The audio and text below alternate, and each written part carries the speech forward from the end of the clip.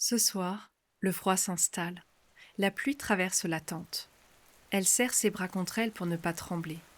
Elle a 8 ans, ou peut-être 9. Elle s'enveloppe du pull trop grand de son frère, celui qu'elle ne reverra plus. Elle ne comprend pas le monde. Comment des adultes censés montrer l'exemple ont-ils pu oublier ce que signifie être humain? À cet âge-là, un enfant devrait se demander pourquoi le ciel est bleu, s'émerveiller de tout, être protégé et couvert d'amour par sa famille, et non pas vivre la peur au ventre, à se demander si demain elle sera encore là, à se demander ce qu'on va encore lui faire subir, et pourquoi on lui a pris sa maman alors qu'elle en avait tellement besoin.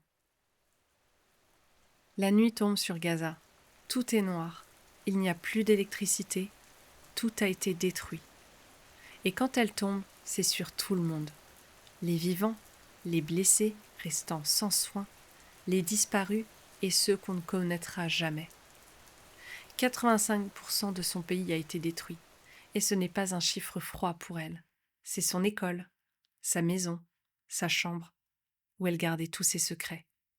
C'est le rire de son frère qu'elle ne peut plus entendre. C'est les bras de sa mère qui la serrent tout fort contre elle, dont on l'a privée. Et quelque part, très loin, des journalistes censés informer osent parler de dommages collatéraux. Elle ne comprend pas leurs mots.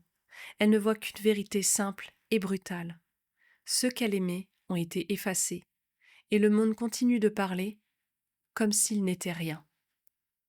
À la télévision, on parle de frappe ciblée, de riposte mesurée, de nécessité stratégique. Pour elle, c'est la destruction de la nature, de son village, de sa culture et de son avenir. Une main qui n'a plus rien à tenir, un être à qui on a tout enlevé. À chaque fois qu'un plateau expliquait que l'armée fait attention aux civils, quelque part sous les ruines, un enfant apprenait ce qu'est le mensonge des adultes, et que pour changer le monde, il faudra tout faire pour ne pas se comporter comme eux. Sur Internet, elle ne les voit pas, mais leur voix traverse les murs comme des balles. Des comptes Twitter qui crient Hamas, Hamas, comme si cela suffisait à effacer sa vie. Comme si ce mot pouvait justifier qu'un pays entier soit pulvérisé. Elle ne sait pas ce que veut dire géopolitique. Elle sait seulement que, quand elle demande où est son frère, personne ne répond. Elle ne comprend pas pourquoi la vie l'a mise là. Pourquoi elle n'a pas eu le droit, comme les autres enfants du monde, à une maison, une école et des nuits où l'on peut dormir sans trembler. Elle ne comprend pas pourquoi l'ONU discute d'une tutelle, d'un contrôle, d'une administration étrangère, comme si son pays était un morceau de terre qu'on pouvait se partager, et non un endroit où des millions d'humains vivent, aiment et pleurent. Elle ne comprend pas pourquoi sa seule identité, aux yeux de beaucoup, c'est palestinienne, et que ce mot semble autoriser sa souffrance. En France, certains députés ont voulu parler, expliquer la colonialisation, montrer ce que vivent les civils, rappeler que la vie palestinienne vaut autant que la vie israélienne, que défendre un peuple n'en attaque pas un autre. Ils ont été traités d'antisémites, alors qu'aucun texte religieux, ni juif, ni musulman, ni chrétien, n'a jamais justifié le massacre d'un enfant ou d'un peuple. Parler de colonialisation, ce n'est pas haïr un peuple, c'est refuser qu'un autre peuple soit effacé.